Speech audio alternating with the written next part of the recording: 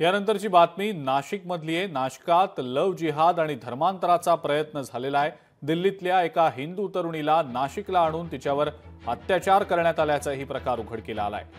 प्रेमाच्या जाळ्यात ओढत नोकरीच्या बहाण्याने फसवणूक करण्यात आलेली आहे। आरोपीच्या विरोधात अत्याचाराचा गुन्हा दाखल झालाय। मुस्लिम तरुणानं नाव बदलून प्रेमाच्या जाळ्यात ओढत नोकरीच्या बहाण्याने दिल्लीतल्या हिंदू तरुणीला नाशिकला आणून तिच्यावर अत्याचार केले।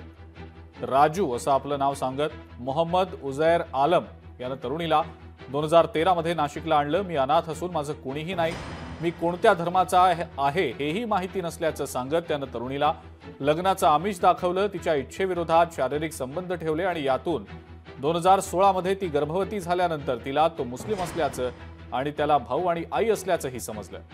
आरोपीनं तरुणीला हिंदू धर्माप्रमाणे घरात पूजा करायला विरोध केला।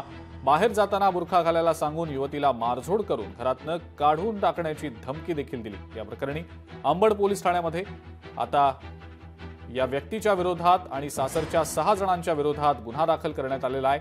धर्मांतर कर नाहीतर तुझ्यासह मुलांना जीवे मारेल असं धमकावत या तरुणीचा छळ देखील केला गेला।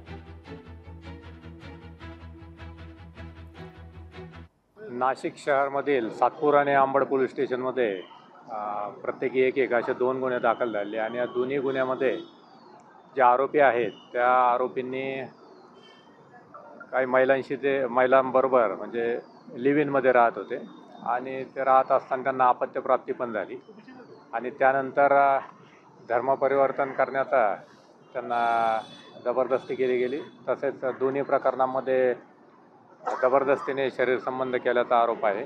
त्यानुसार आपण सातपूर आणि अंबड या दोन्ही ठिकाणी गुन्हे दाखल करून घेतले आहेत आणि दोन्ही आरोपींना अटक केलेली आहे। पुढचा तपास चालू आहे। सर, लोकशाही मराठी ऐका, पहा, जागरूक रहा।